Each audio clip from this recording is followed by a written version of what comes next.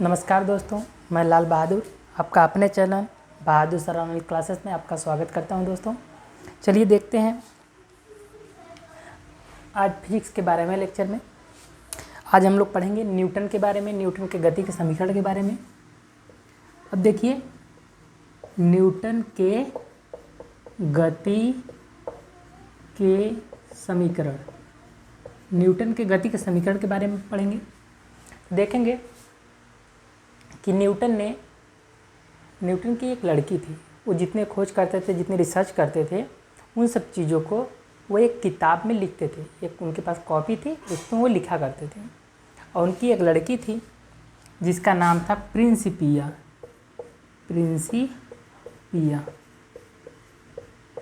उनकी एक लड़की थी जिसका नाम था प्रिंसिपिया।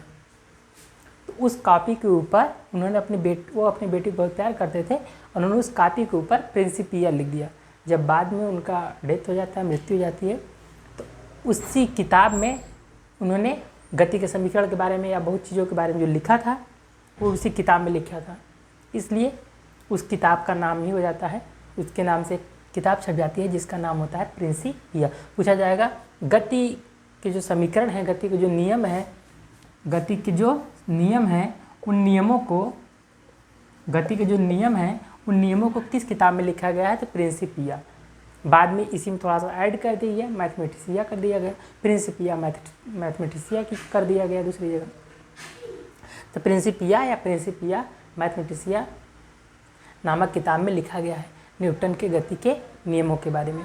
न्यूटन की गति के बारे में जो नियम दिए, वो कितने नियम दिए? 3 नियम दिए। ठीक है, पहले नियम के बारे में पढ़ेंगे, दूसरे नियम के बारे में पढ़ेंगे, बाद में तीसरे नियम के बारे में पढ़ेंगे। चलिए देखते हैं न्यूटन का प्रथम नियम। न्यूटन का जो पहला नियम है वह क्या है? तो जो न्यूटन का पहला नियम है, ठीक है, पहले नियम में उन्होंने बताया कि अगर कोई पिंड है, मान लीजिए कोई पिंड है,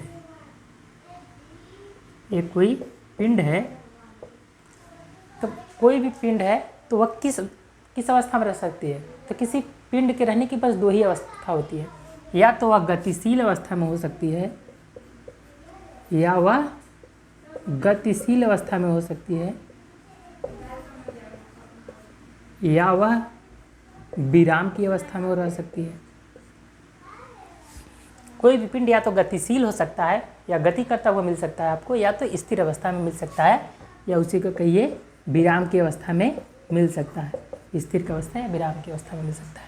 तो उन्होंने पहले नियम में बताया कि अगर कोई भी पिंड या कोई भी वस्तु अगर गतिशील है, अगर कोई पिंड वह गतिशील है तो वह गतिशील ही रहेगा। अगर वह गतिशील है तो वह गतिशील ही रहेगा, और अगर स्थिर है तो वह क्या रहेगा? स्थिर ही रहेगा। उन्होंने पहले नियम में क्या बताया कि यदि कोई पिंड गतिशील है या गतिमान अवस्था में है तो गतिमान अवस्था में रहेगा, या गतिशील अवस्था में है तो गतिशील अवस्था में रहेगा, और यदि वो विराम की अवस्था में है या स्थिर अवस्था में है तो विराम या स्थिर की अवस्था में ही रहेगा। कब तक रहेगा? जब तक उस पर कोई बाहरी बल न लगाया जाए। इस पर जब से कोई बाहर से बल नहीं लगाएंगे तब तक उसकी अवस्था बदलेगी नहीं। तो आप लिख लेंगे न्यूटन का प्रथम नियम लिखिए, यदि कोई पिंड गतिशील अवस्था में है तो गतिशील अवस्था में रहेगी, और यदि विराम की अवस्था में है तो विराम की अवस्था में रहेगी, जब तक कि उस पर कोई बाहरी बल न लगाया जाए। ठीक है, इसी को कहा जाता है, इस नियम को कहा जाता है गैलीलियो का नियम। गैलीलियो का नियम, इसी को कहा जाता है जड़त्व का नियम।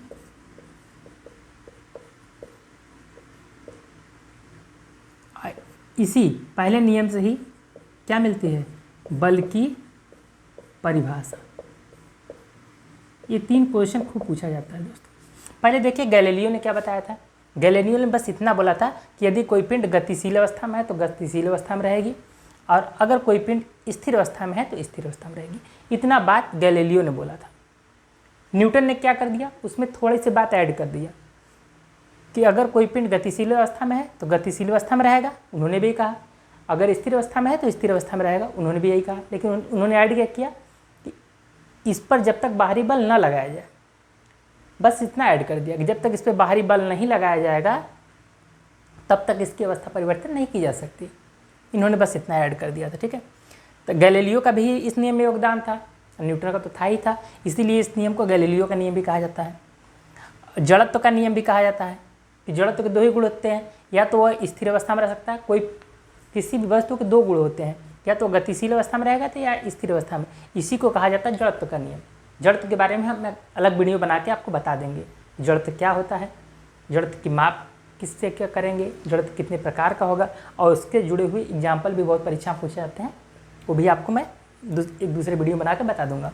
तो पूछा जाएगा न्यूटन का प्रथम नियम किससे संबंधित है, जड़त्व से संबंधित है, या जड़त्व के नियम को न्यूटन का पहला नियम कहा जाएगा, या बल की परिभाषा न्यूटन के किस नियम से मिलती है, तो पहले नियम से बल की परिभाषा मिलती है, और दूसरे नियम से बल का सूत्र मिलता है। ठीक है दोस्तों, उम्मीद है कि आपको पहला नियम समझ में आ गया होगा। चलिए चलते हैं दूसरे नियम की तरफ। तो बल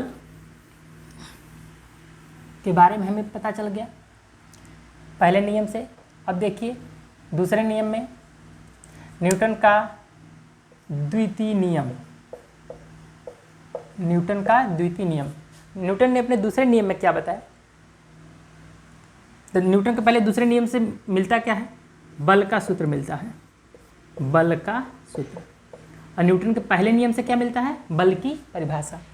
तो देखिए बल का सूत्र कैसे मिलता है, तो हम लोग जानते हैं कि संवेग परिवर्तन की दर को बल कहते हैं।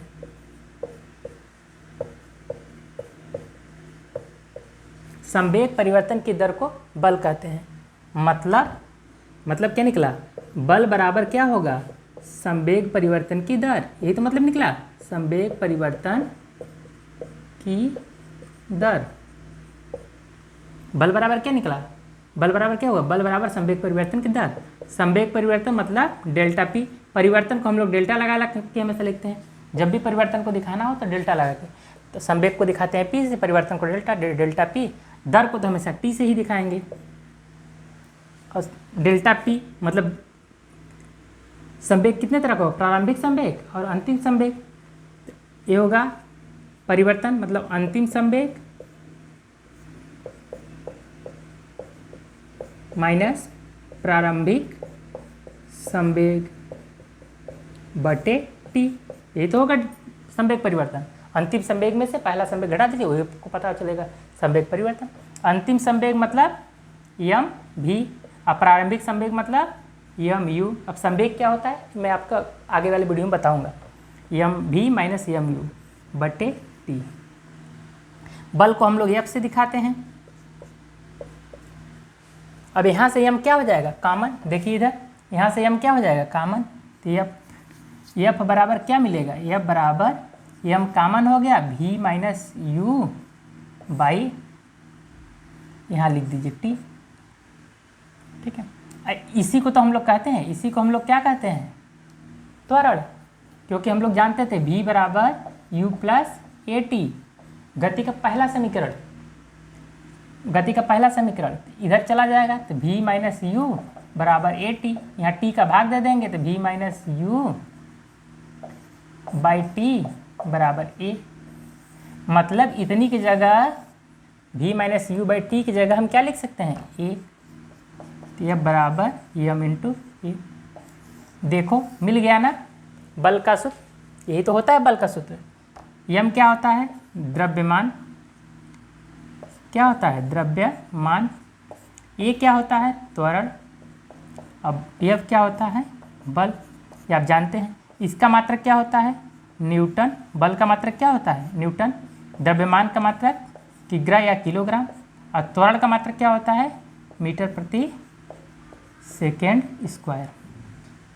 त्वरण का मात्रक मीटर प्रति सेकेंड स्क्वायर द्रव्यमान की। आप इसको नोट करेंगे दोस्तों, ठीक है। तो न्यूटन के द्वितीय नियम से क्या मिलता है, बल का सूत्र मिलता है। अब बल का सूत्र कैसे निकल के आया, तो ये सूत्र है हमारे पास, ये परिभाषा है तो इस संवेग परिवर्तन की दर को बल कहते हैं। इस तरह से हमने हल करके बल का सूत्र निकाल लिया। अब देखिए बल क्या होता है, इसमें बल के बारे में बताया गया है। बल के सूत्र के बारे में देखिए, इसको नोट करेंगे। चलिए अब देखिए बल क्या होता है।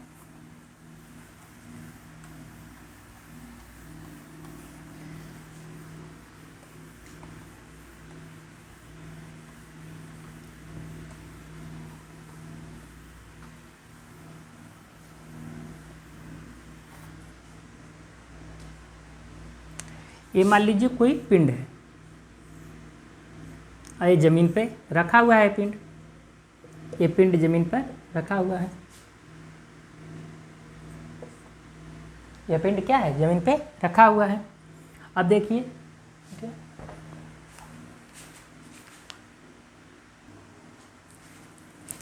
हाँ देखिए दोस्तों, यह कोई पिंड है जिसका द्रव्यमान क्या है यम, या कोई पिंड है जिसका द्रव्यमान क्या है यम। अगर इस पे हम बल लगाएं, तो अगर हम बल लगा के इसको धक्का देंगे तो बल की दिशा में क्या होगा, बल की दिशा में आगे बढ़ेगा। मतलब इसमें एक क्या होगा, एक त्वरण उत्पन्न होगा। इसमें क्या उत्पन्न होगा, एक त्वरण उत्पन्न होगा। ये कोई पिंड है जिसका द्रव्यमान m है, इस पे हम बल लगाएंगे तो बल की दिशा में एक त्वरण उत्पन्न होगा। इन्हीं दोनों के गुणनफल को हम लोग क्या कहेंगे, बल। बल क्या है, तो किसी पिंड पर लगाया, किसी पिंड के द्रव्यमान और किसी पिंड का जो द्रव्यमान है और उस पर लगाए गए बल की दिशा में उत्पन्न त्वरण के गुणनफल को हम लोग क्या कहते हैं, बल। मतलब बल क्या है, अगर हम लिखें तो पिंड का द्रव्यमान और बल की दिशा में उत्पन्न त्वरण। ठीक, तो पिंड का द्रव्यमान और बल की दिशा में, जिधर बल लग रहा है उसी की दिशा में उत्पन्न त्वरण के गुणनफल को हम लोग क्या कहते हैं, बल कहते हैं। ठीक है दोस्तों, चलिए आगे बढ़ते हैं। अब देखिए ये भी कभी कभी पूछ लेता है कि बताइए न्यूटन के किस नियम को वास्तविक नियम कहा जाता है। पहले नियम को वास्तविक नियम कहा जाता है कि दूसरे नियम को वास्तविक नियम कहा जाता है कि तीसरे नियम को वास्तविक नियम कहा जाता है। बल के द्वितीय नियम को न्यूटन का वास्तविक नियम कहा जाता है। न्यूटन का वास्तविक नियम,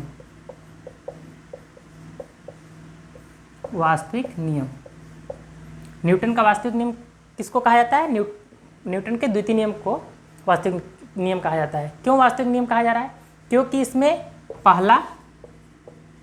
पहला नियम और तीसरा नियम दोनों शामिल है। न्यूटन के द्वितीय नियम में पहला नियम भी शामिल है और दूसरा नियम भी शामिल है, इसीलिए इसे न्यूटन का वास्तविक नियम कहा जाता है। चलिए आगे बढ़ते हैं दोस्तों।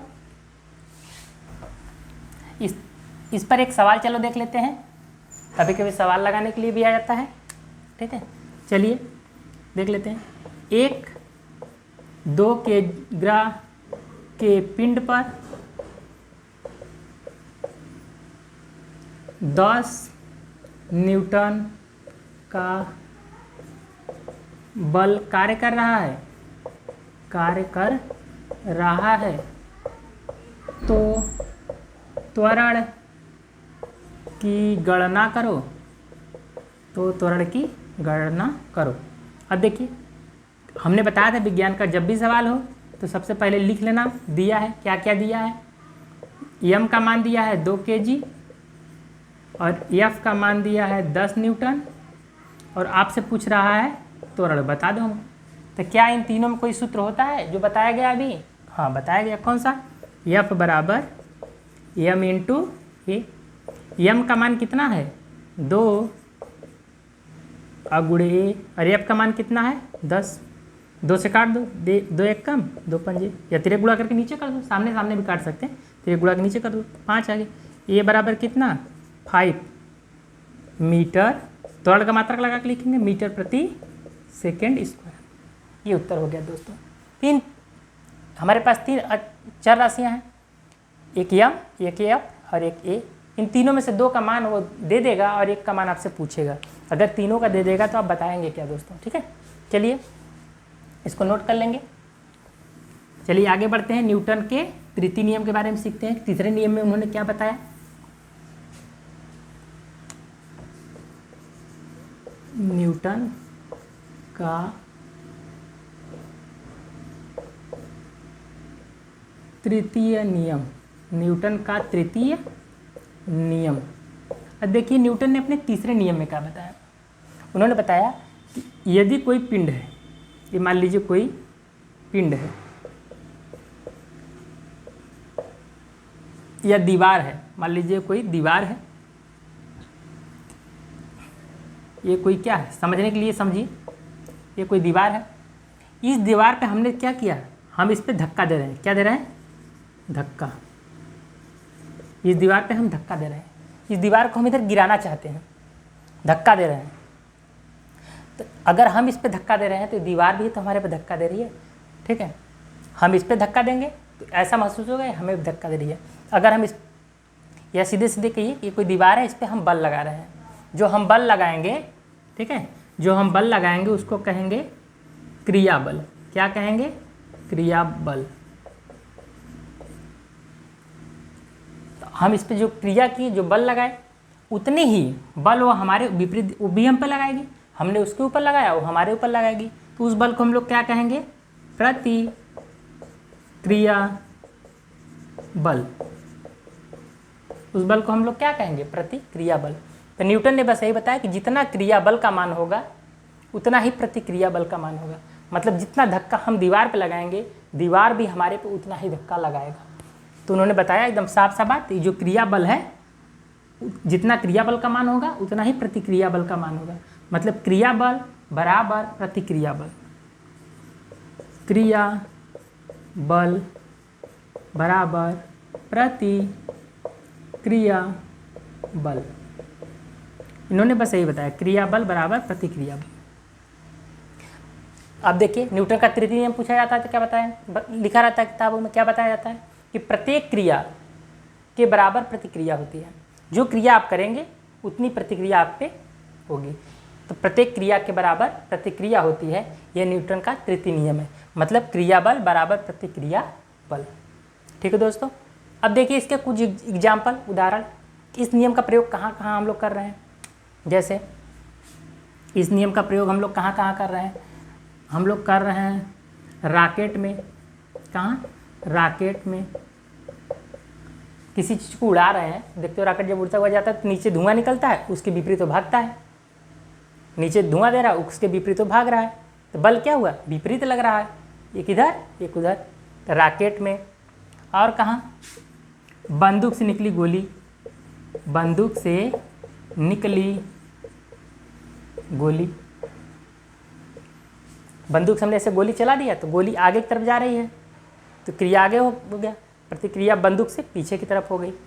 ठीक है, विपरीत हो गया। तो रॉकेट में, बंदूक से निकली गोली में, ठीक है, इन सब जगह पर न्यूटन का नियम लग रहा है। चलिए अब आपको पहले नियम, दूसरे नियम और तीसरे नियम के बता दिया गया। अगले वीडियो में हम लोग पढ़ेंगे जड़त्व के बारे में। धन्यवाद दोस्तों।